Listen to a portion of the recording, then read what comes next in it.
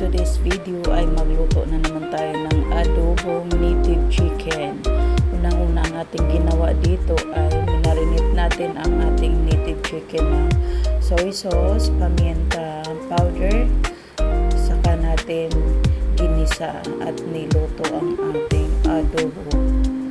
So, ngayon mga loves, ay ilalagay na natin ang ating marinated native chicken sa ating kawali.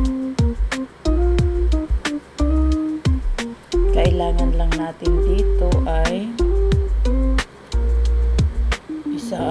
lagyan natin ng Knorr cubes para pampalasa. Madali lang ito maluto kasi mga bata pa itong mga native chicken natin.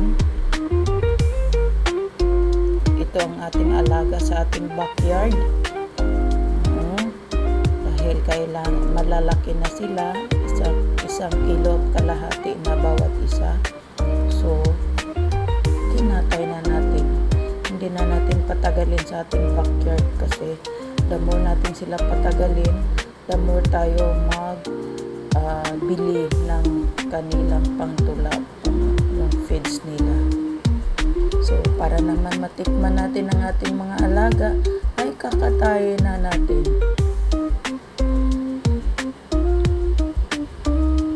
Ayan po. Sandali lang talaga natin sinalang kasi luto na siya. Ayan. So, kain na na. Let's eat.